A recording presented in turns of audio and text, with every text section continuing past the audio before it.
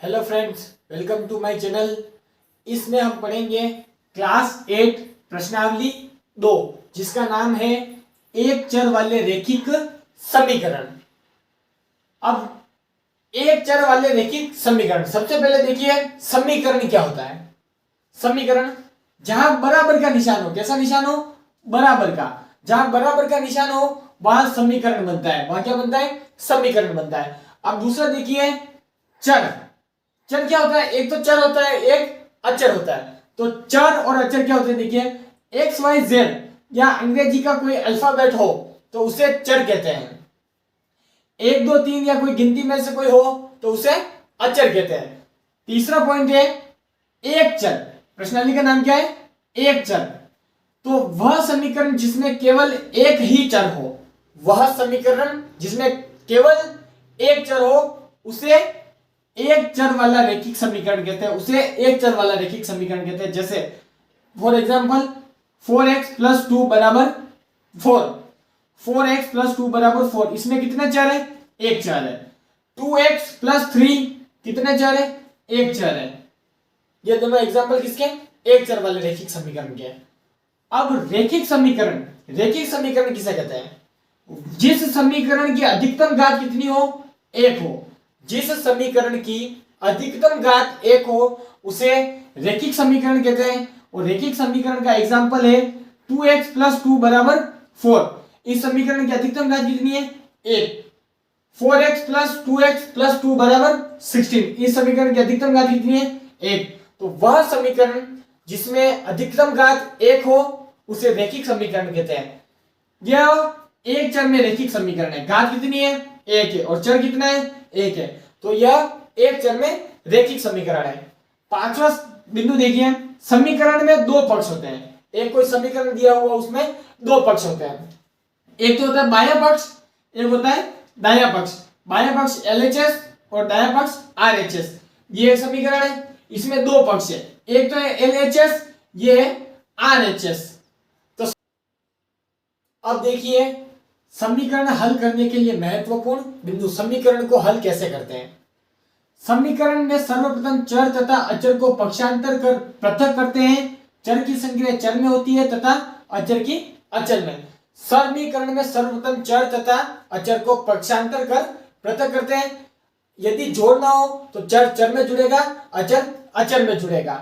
पक्षांतरण करते समय निशान बदल जाते हैं। जब हम बराबर के इधर उधर भेजते हैं, पक्षांतरित करते हैं तो निशान बदल जाते हैं। यदि बराबर के इधर प्लस है तो इधर माइनस में हो जाएगा, यदि माइनस है तो प्लस में हो जाएगा, यदि मल्टीप्लाई है तो डिवाइड में आ जाएगा, यदि डिवाइड है तो मल्टीप्लाई में आ जाता है। जब हम इधर उधर भेजते हैं तो निशान चेंज हो जाते हैं। समीकरण में चर का मान निकलता है। समीकरण में हमेशा चर का मान निकलता है। अब हम प्रश्नावली 2.1 का पहला सवाल है 3x बराबर 2x प्लस 18। इस समीकरण को हल करना सीखते हैं। ये चर है, ये भी चर है, तो दोनों को पास पास में कर दो। 3x ये बराबर के उस तरफ है, इस तरफ आएगा तो माइनस 2x बराबर 18। 3x में से 2x गया तो x बराबर कितना आया? 18 आया।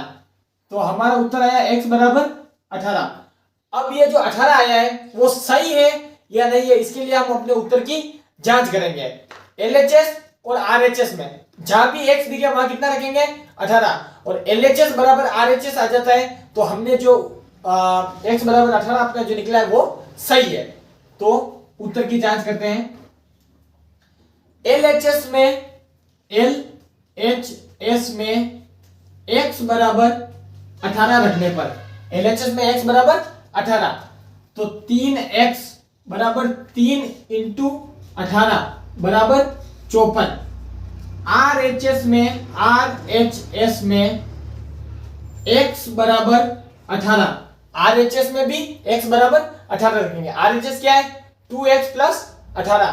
तो 2x प्लस 18 बराबर 2 इंटू 18 प्लस 18। तो 2 इंटू 18 कितना हो गया? 36। 36 प्लस 18 कितना हो गया? 54। 36 प्लस 18 कितना हो गया? 54। तो LHS बराबर RHS, इसका मतलब x बराबर जो हमारा 18 निकला था वो अपना उत्तर सही है। तो इस तरह समीकरण को हल करते हैं और इस तरह उत्तर की जांच करते हैं। तो आई होप कि आपको समझ में आया होगा। अब देखिए दूसरा सवाल, 5t माइनस 3 बराबर 3t माइनस 5, इस समीकरण को हल करना सीखते हैं। ये चर है, ये भी चर है, ये अचर है, चर और अचर को साथ में कर दो। ये 5t, ये 3t प्लस का इधर आया तो माइनस 3t बराबर माइनस 5, ये माइनस 3 है तो इधर आया तो प्लस 3। ये इसके पीछे कैसे आया तो समझना, जैसे हम बस में बैठे हुए हो, आगे की सवारी उतर जाए तो हम आगे आ जाते, तो ये 3t यहाँ से हटा तो ये 5 आगे आ गया और ये 3 इसके पीछे आ गया। अब 5t में से 3t गया तो 2t, अब माइनस 5 में से प्लस 3 गया तो माइनस 2, t बराबर माइनस 2 बटा 2, तो t बराबर माइनस 1 आया। t बराबर कितना है? माइनस 1। अब ये माइनस 1 सही है या नहीं है, इसके लिए हम अपने उत्तर की जांच करते हैं। तो LHS में t बराबर माइनस 1 रखने पर, LHS में t बराबर minus 1, 5t minus 3, 5t minus 3 बराबर 5 माइनस 1 माइनस 3, तो कितना हो जाएगा? ये 5 को माइनस 1 से गुणा करेंगे तो माइनस 5 और ये माइनस 3, तो ये हो गया माइनस 8। तो कितना आया? t बराबर, ये LHS निकला माइनस 8। RHS में t बराबर माइनस 1 रखने पर, RHS 3t minus 5, 3t minus 5, 3 into minus 1 minus 5, ये 3 को माइनस 1 से गुणा करेंगे तो माइनस 3 और ये माइनस 5, तो ये कितना हो गया? माइनस 3 और माइनस 5 माइनस 8, तो ये भी माइनस 8 और ये भी माइनस 8। LHS बराबर RHS, इसका मतलब हमारा जो समीकरण में t बराबर माइनस 1 निकला था वो सही है, हमारा उत्तर सही है। सवाल नंबर 3 देखिए, 5x प्लस 9 बराबर 5 प्लस 3x, पहले वाला जैसे ही है, चर है, ये चर है, इसको इधर लो, 5x ये प्लस 3x है तो माइनस 3x बराबर 5, ये प्लस का 9 है तो इधर जाने के बाद माइनस 9, ये 5x में से 3x गया तो 2x, ये 5 में से, ये माइनस 9 में से 5 गया तो माइनस 4, तो ये x बराबर माइनस 4 बटा 2, तो ये आया माइनस 2। x बराबर कितना आया? माइनस 2। अब ये सही है या नहीं है, इसके लिए हम अपने उत्तर की जांच करते हैं। LHS में x बराबर माइनस 2 रखने पर, LHS में x बराबर माइनस 2 रखने पर 5x plus 9, 5x plus 9, 5 x की जगह माइनस 2 प्लस 9, तो ये हो जाएगा 5 को माइनस 2 से गुणा करेंगे तो माइनस 10 और ये प्लस 9, तो ये हो गया माइनस 1। RHS में x बराबर माइनस 2 रखने पर, RHS में x बराबर माइनस 2 रखने पर, RHS 5 plus 3x, 5 plus 3 x बराबर 5 प्लस 3 माइनस 2, तो 5 प्लस 3 को माइनस 2 से गुणा करेंगे तो माइनस 6, ये 5 प्लस और माइनस गुणा होगा तो माइनस 5 माइनस 6 बराबर माइनस 1, ये भी माइनस 1, ये भी माइनस 1।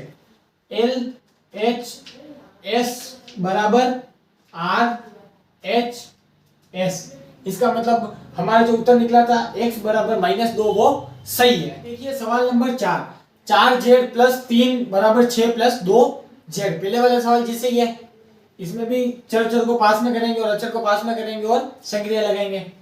4z, ये 2z को इधर पक्षांतरित करेंगे या इधर लाएंगे, माइनस 2z बराबर 6, ये 3 प्लस में उधर जाने के बाद माइनस में, ये माइनस 3, 4z में से 2z गया तो 2z बचा, ये 6 में से 3 गया तो 3 बचा, तो z बराबर कितना आया? 3 बटा 2, z बराबर निकला 3/2। अब ये सही है नहीं है इसके लिए अपन उत्तर की जांच करेंगे।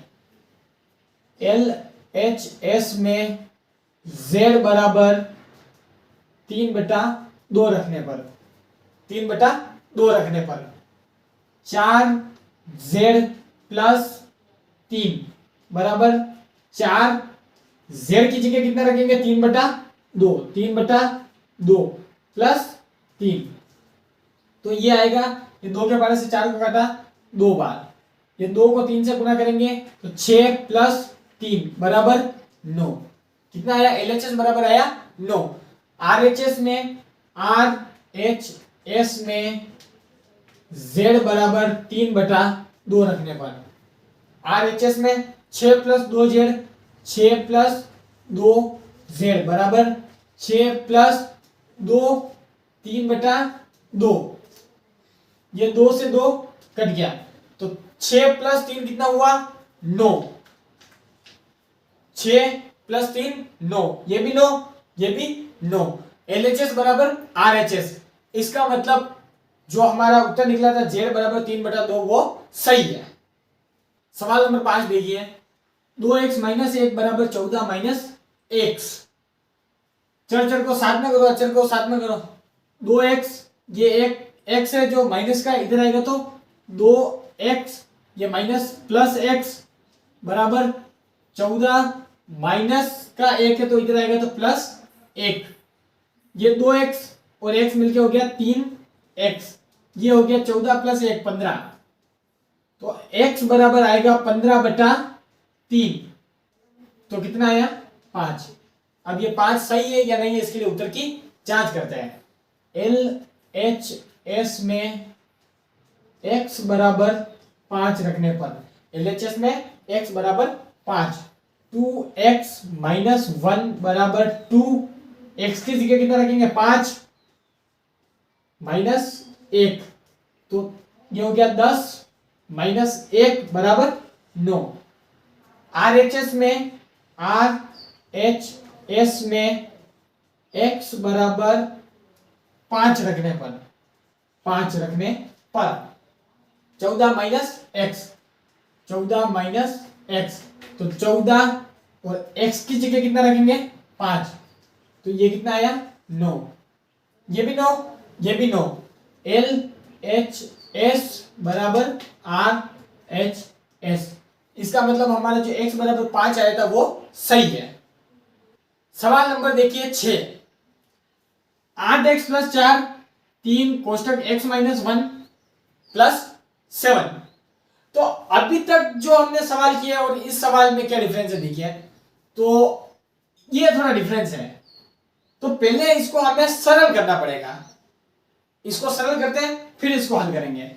तो ये 8x प्लस 4 8x प्लस 4 बराबर 3 को 1 से गुणा करेंगे तो 3x और 3 को माइनस 1 से गुणा करेंगे तो माइनस 3 और ये प्लस 7। 8x प्लस 4 बराबर 3x, ये माइनस 3 गया 7 में से तो बचा प्लस 4। अब अपन इसको क्या करेंगे हल करेंगे, चर का मान निकालेंगे। ये चर है ये चर है, इसको इधर भेजो और इसको इधर।